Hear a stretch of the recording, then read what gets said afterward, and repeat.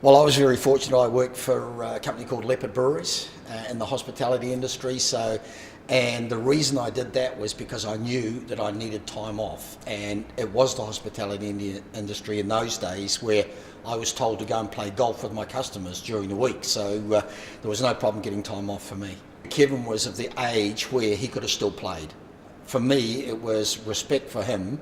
If he told us to do something, that you did it. Some of the other players, it was sort of like a reign of fear. You didn't want to finish up behind Kevin because you knew if you finished up behind him, you probably had to do the exercise again. So there was a combination of respect and fear from the Fallon's training sessions. It was things that we'd never done before, never anticipated doing things like that, but he came up with these type of exercises which got the best out of you, you know. So across the goal, whipped away. Back to Elrick, there's a shot. Oh, in the back of the net! That was a brilliant shot from Adrian Elrick. It just bounced at the right height, and I just hit it on the half volley, and it was like a golf shot. The timing was perfect, it felt really good, and it was just like a screamer to me. Just went through a whole lot of players. My one and only, but that's nice. And he's got it! It's 5-0! Brian Turner has scored, and the celebrations amongst the New Zealand players have started. It's funny, you know, I'd seen the scenario in my head. I'm going, you know, guys knocking in goals, you know, you dream about it, you can see it, the ball comes over, you get up, you volley it, and it goes in the back of the net, and you go, my God, Brian Turner's just done that. And going, oh, Winton Reefer, Steve Wooden, you know, and they're going, and there was one stage there, you know, I think there was a penalty going there, and I think there was about 4 guys trying to grab the ball so they could have a go, you know.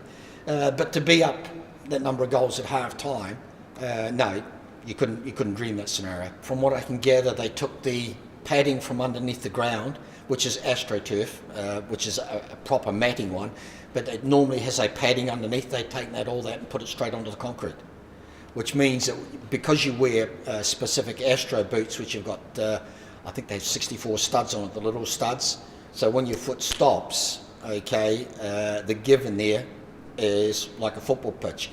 But because they took out the padding, when your foot plants, your foot moves in your boot. So, which meant that by half time, you had blisters that were bleeding on the bottom of your feet. So it made it a little bit more, well, a lot more difficult than a normal game of football. John is one of these coaches where he will discuss things with his senior players. I remember being in New Zealand here and sitting down with Kevin and John, and there was Steve Sumner, myself, Richard Wilson, and he said, you know, what do you think we should do? And I'm going, well, what do you mean, what should we do? He said, how do we handle this? He said, you know, we can go up there and prepare for 3 or 4 days, 5 days or something, or the other scenario is what we call the smash and grab. And I said, look, to me it would always be the smash and grab one. Well, you know we'll give 110%, but if we go up there, get in there, do the job and get out. That was the way, and we all agreed upon that. Mission accomplished, New Zealand's finest footballing hour.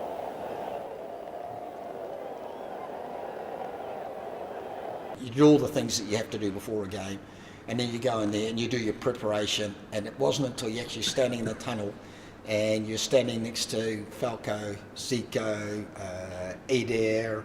At half time, Doug Edwards comes over to me and he goes, you couldn't fake an injury.